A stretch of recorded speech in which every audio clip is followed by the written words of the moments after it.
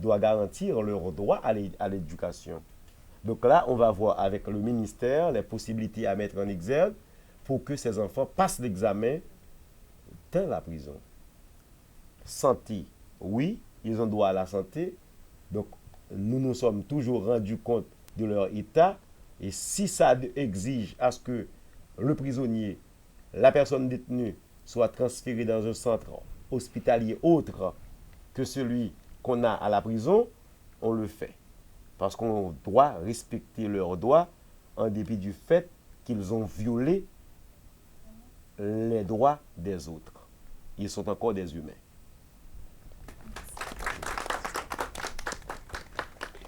Amis téléspectateurs, monsieur l'honorable commissaire du gouvernement, chers postulantes, bonsoir. Bonsoir. Je suis Sarah Luissin du collège à Providence, Cambry-Loiseau.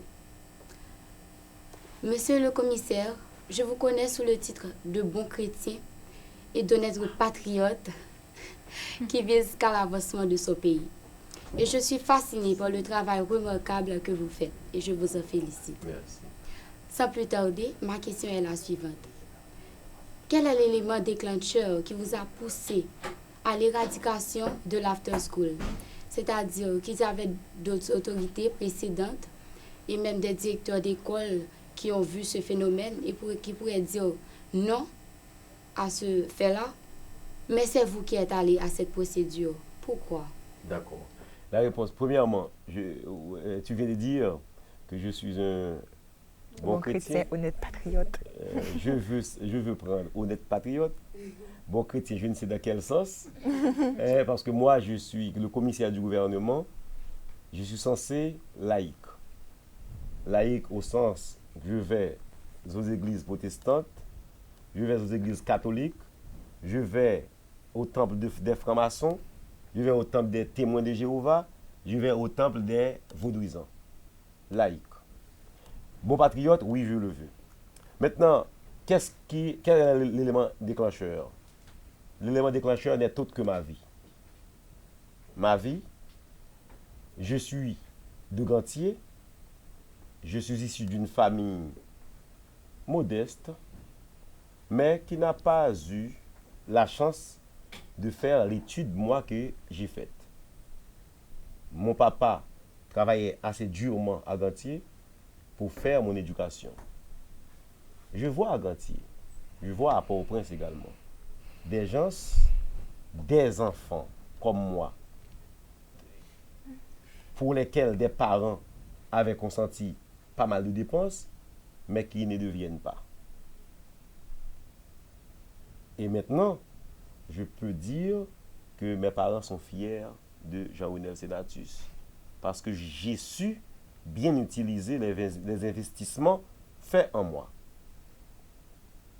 À regarder les autres qui étaient soit dans mon voisinage, soit dans mes promotions qui ne deviennent pas, et ma vie et celle des autres qui sont devenus, je me suis dit, il n'y a pas d'autre voie que celle de l'école.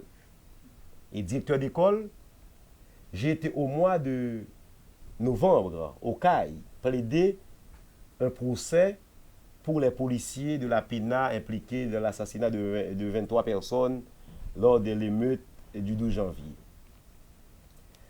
Et au cours du mois de novembre, lors d'une dévotion à l'école, je disais à mes enfants, il faut avoir un comportement dans la vie. Et à un enfant de me répondre, ah, directeur, maintenant c'est Zokiki qui est à la mode. Moi j'ai répondu, c'est quoi Zokiki? Et l'élève se mettait à m'expliquer le phénomène Zokiki. Et rapidement, comme une fumée, je vois que ça commençait par prendre de l'allure dans tout Port-au-Prince. Au point qu'à compter de 10h30, certaines écoles relâchent les enfants. Des enfants, parfois, laissent l'école à l'insu de leur directeur pour aller pratiquer ces obscénités-là. Lorsque j'ai été appelé par le gouvernement pour jouer le rôle de commissaire du gouvernement, rapidement, je me suis versé dans le code pénal pour voir est-ce qu'il n'y a pas un texte qui me permettrait d'adresser ce problème. Et là, à l'article 278 du code pénal, j'ai vu quiconque aura facilité la débauche chez les jeunes. Je me suis dit, ah bon, me sauver. Et une fois arrivé, je m'étais mis à parler avec la direction départementale de l'Ouest, bien-être social, correction de la MINUSTA et certains autres partenaires du parquet pour adresser le problème et tout le monde se mettait d'accord qu'il faut avancer. Et là, je me suis dit, il faut la sensibilisation d'abord. J'ai commencé par sensibiliser et puis après, j'ai commencé par arrêter des gens, surtout les adultes qui avilissaient, les adultes qui exploitaient les jeunes pour leur dire non, ce comportement est un comportement délinquant qui fait du mal à la société, on ne devrait pas l'admettre. L'élément déclencheur, c'est moi, ensuite le comportement des enfants.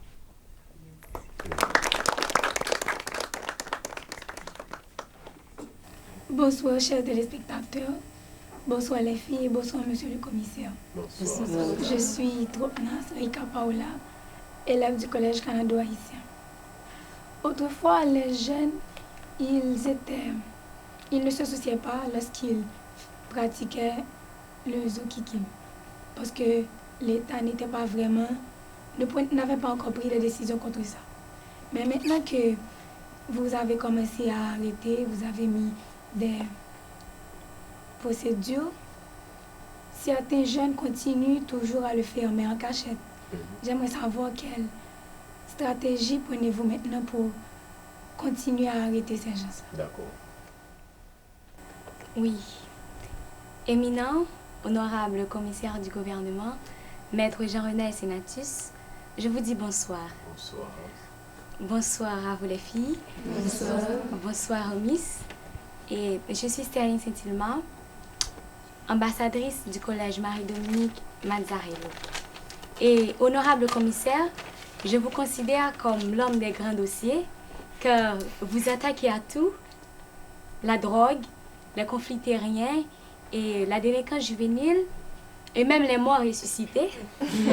Et le phénomène Zokiki ne trouble aucunement votre vigilance. Monsieur le commissaire, où avez-vous trouvé ce sobriquet, communément appelé Zokiki? Et en réalité, quelle activité qualifiez-vous d'activité zokikienne, comme l'on dit? Bonsoir à tous, bonsoir monsieur le commissaire. Tout d'abord, je vous félicite parce que vous êtes la première personne à poser la première pierre pour combattre les problématiques de la jeunesse. Avant tout, pensez-vous que les jeunes peuvent contribuer à chasser cette problématique majeure qui n'est autre que la délinquance juvénile qui les attaque? Si oui, comment? Bonsoir à tous, spécialement un grand bonsoir au commissaire du gouvernement.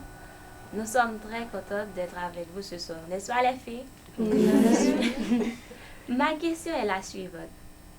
Dans ce combat que vous menez contre la prostitution, avez-vous un projet d'encadrement pour ces victimes elles-mêmes?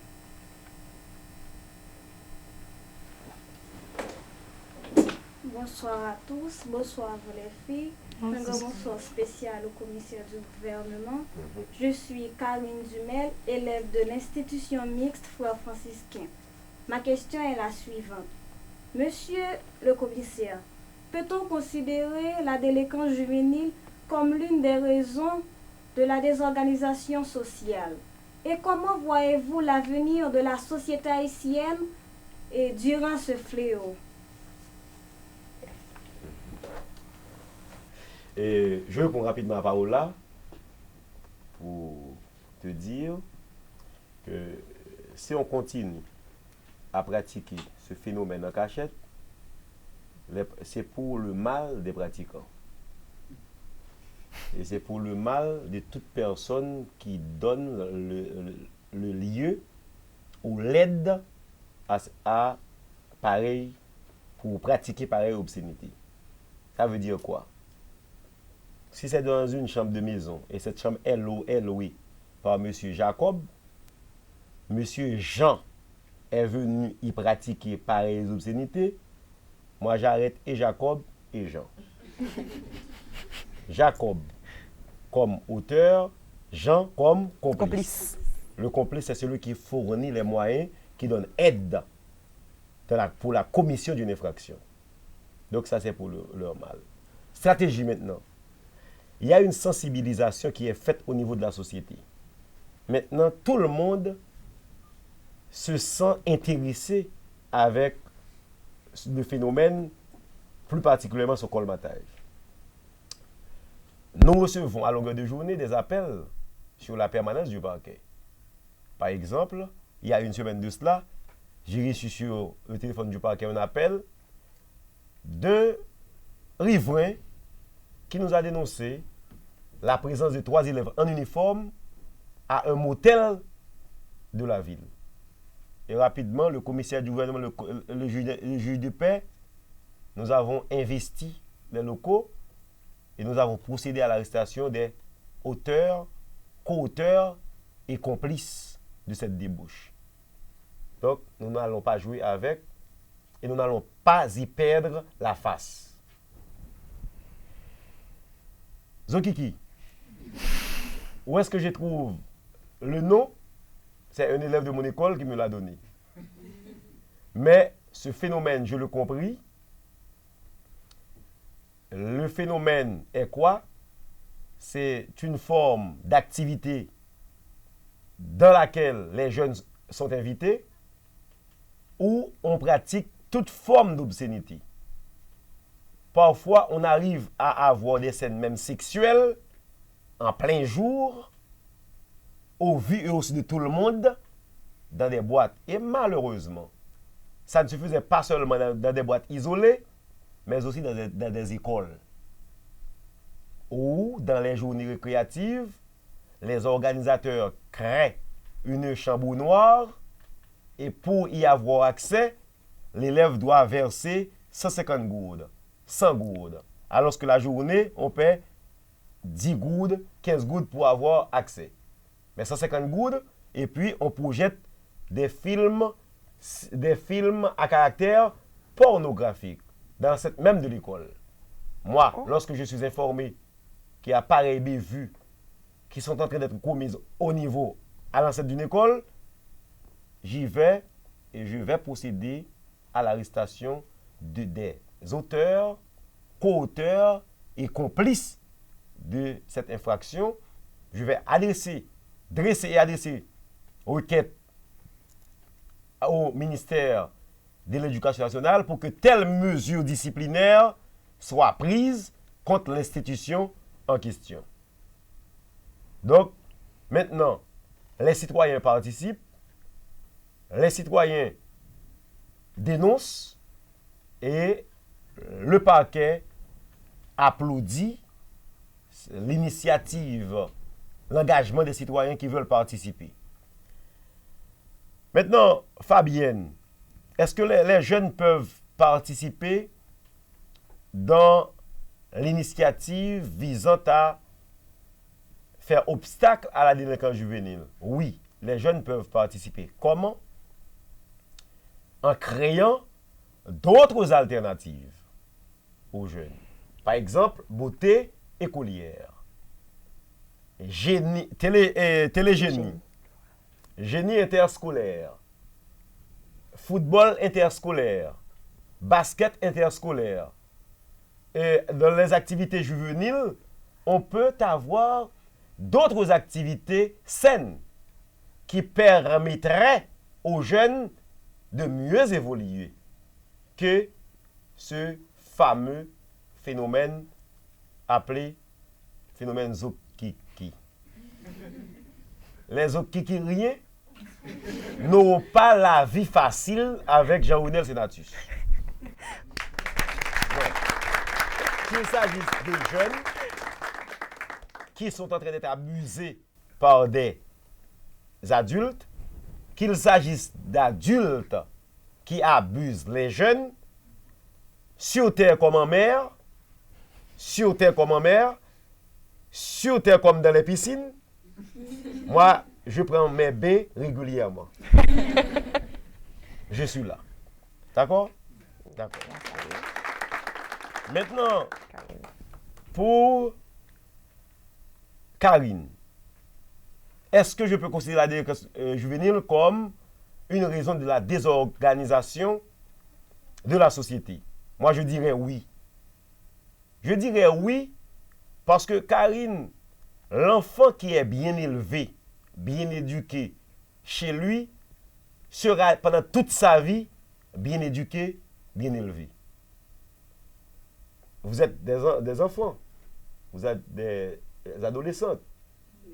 Vous pourriez être ma fille de 14 ans. Mais chez moi, elle a sa chambre. Et elle a la tâche d'organiser sa chambre pour que tout ne soit pas en pêle-mêle. La personne qui a été élevée en pêle-mêle le restera pendant toute sa vie. C'est à la maison qu'on doit avoir les premières notions. Donc, lorsque je vous dis qui veut la vieillesse de demain doit préparer la jeunesse d'aujourd'hui, c'est dire en d'autres termes, une jeunesse délinquante d'aujourd'hui n'est autre qu'une vieillesse délinquante de demain.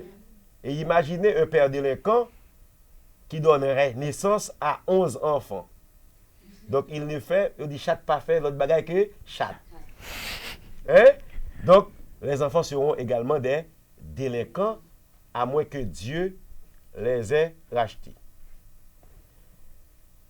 Par conséquent, je pense que la désorganisation de la jeunesse, l'irresponsabilité de la jeunesse d'aujourd'hui pourrait impliquer la désorganisation de la vieillesse de demain. Je crois avoir répondu. Oui. Alors, les trois dernières, rapidement. Bonsoir à toutes. Bonsoir, monsieur le commissaire. Bonsoir. Je vous félicite pour le travail exceptionnel que vous accomplissez au sein de notre société. Nous savons que dans tout pays discipliné régissent des lois interdisant tout trouble à l'ordre public. En effet, après avoir donné l'autorisation à un groupe de personnes, de jeunes particulièrement, d'organiser des fêtes dans un quartier, les responsables s'assurent d'avoir sur les lieux une patrouille policière afin de s'assurer qu'il n'y a aucune nuisance aux environs. Mais en Haïti, nous constatons que les personnes ne tiennent pas vraiment compte de ces règles. Donc, quelles mesures prenez-vous pour y remédier? Merci. Merci. Je reprends Irma rapidement pour dire à Irma que maintenant le parquet de Port-au-Prince s'est attelé à faire obstacle aux gens qui veulent nuire à la tranquillité des voisins.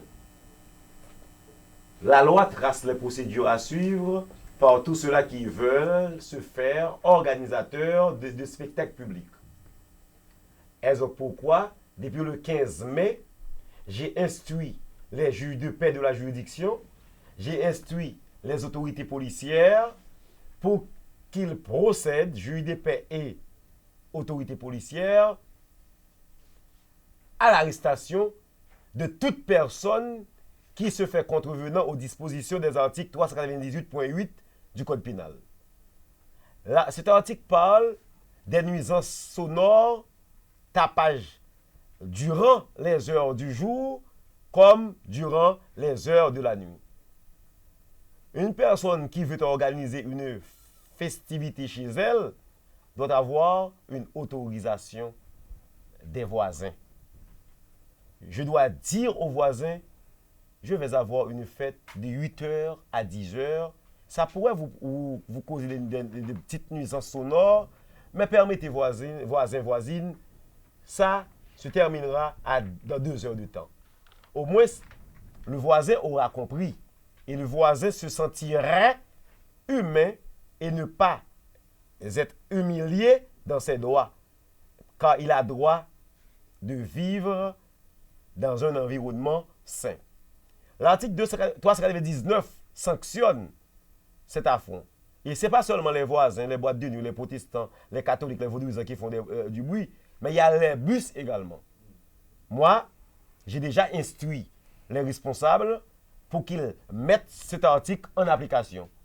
Et j'ai été personnellement, il y a 3 semaines de cela, sur le trafic Carrefour-Feuille, procéder à l'arrestation de plus d'une quinzaine de chauffeurs. Ils ont passé 4 jours en prison. Ils ont payé des amendes pour avoir leur libération. Et maintenant, sur le trafic Carrefour-Feuille, c'est bon bagaille, bagaille timoun, bagaille bon enfant. Plus de bruit dans les bus. Et c'est inconcevable qu'un voleur pénètre un bus, vole et pille tout le monde, et personne ne peut crier au secours alors que la police est là. Donc, nous voudrions rétablir l'autorité de l'État. Nous avons déjà lancé la balle, et maintenant, le jeu est aux autorités policières, aux justices de paix qui doivent faire application de ces 2 articles, 398 et 399 du Code pénal en vigueur, pour que les citoyens de ma juridiction puissent dormir et vivre en paix. Merci. Eh bien, amis téléspectateurs, malheureusement, il faut clôturer cette interaction aussi intéressante entre le commissaire et ces jeunes écolières. Alors, tout d'abord, je vous adresse mes compliments, et monsieur le commissaire, parce qu'ils ne sont pas nombreux, les responsables qui remplissent leurs fonctions aussi consciencieusement, et bon, peut-être par laxisme ou du moins par peur des répercussions sur leur vie personnelle. Peut-être donc, je pense que c'est un effort vraiment très louable, et nous, à Beauté Écolière, c'est un plaisir de vous adresser nos compliments, nos félicitations, et on espère vous avoir très bientôt. Encore une fois, à Beauté Écolière, au 3e tour, pourquoi pas? Pour la finale. Eh bien, Sabine? Effectivement, Naïka, ça a été un honneur pour nous de recevoir le commissaire à Beauté Écolière. Nous avons appris beaucoup de choses, beaucoup d'avertissements, surtout pour ceux qui prennent plaisir à corrompre la jeunesse haïtienne. Donc, vous êtes avertis. Et vous, jeunes aussi, prenez vos responsabilités en main. Vous avez des lois qui vous protègent, certes, mais il faut aussi agir en tant que des beaux citoyens. Donc, nous allons mettre fin à l'émission, mais juste avant, il faut quand même remercier nos sponsors. Et oui, très important, il faut remercier tous ceux qui nous ont permis d'avoir le commissaire du gouvernement qui met des pingas sur les délinquants. Et nous remercions Panexus SA, CFEC EC, GOC, Magalex Store, IFJ, la Unity School of Business, Amicalement Vôtre, Collège Théophile Pierre d'Haïti, la Télévision nationale d'Haïti et la Télémax. On dit au revoir au commissaire du gouvernement. Merci beaucoup. Je regrette de partir aussitôt. Merci.